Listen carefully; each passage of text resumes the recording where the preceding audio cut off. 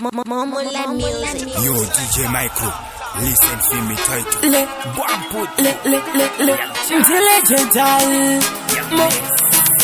Momula, ona yakwana nguva yemafaro tarisisa huruva le vakomana nevasana vari kupinda vachibuda vachipinda mukati chokabata nasi tiri pamafaro uzazarire aiwa mukanya bigi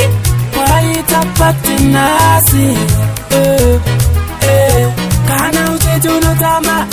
ugare wandiratidza zvaunoita tasangana zvidhakwa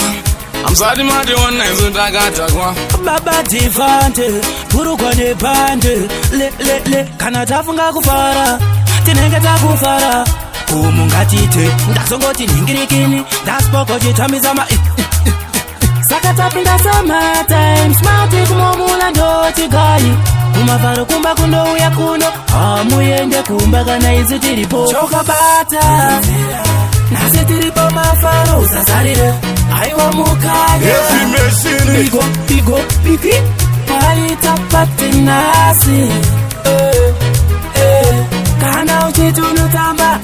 ugare wandiratidza zvaunoita hana kwamputu varipo takungondumwa negenga rangu rese riripo rekukaduma usina mari pinda mukombi gara pakaduma draivha nawindi chingova pakapashoma ngatinofara teriwo poka kwete washoma kumaraini usavaraira vaya wezvidhuma vanogona kungokubhumura vakubata ngoma saka pasteji ngwarira kuzodona ona yakwana nguva yemafaro tarisisa huruva le vakomana nevasana vari kupinda vachibuda vachipinda mukati chokabata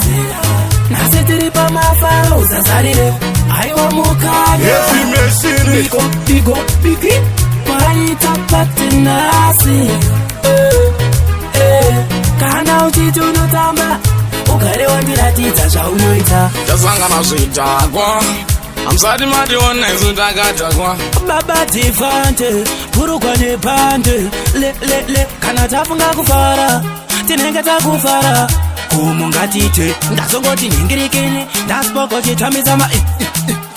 saka tapinda sometimes mati kumomula ndoti gai kumavharo kumba kundouya kuno hamuende kumba kana isu tiripo chokabata nasi tiri pamafaro uzazarire aiwa mukanya bigi waita pati nasi kana uchiti unotamba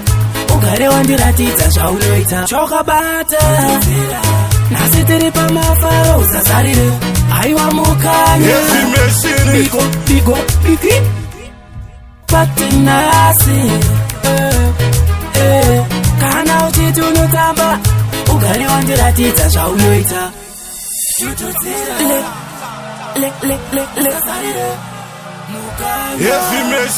Legendal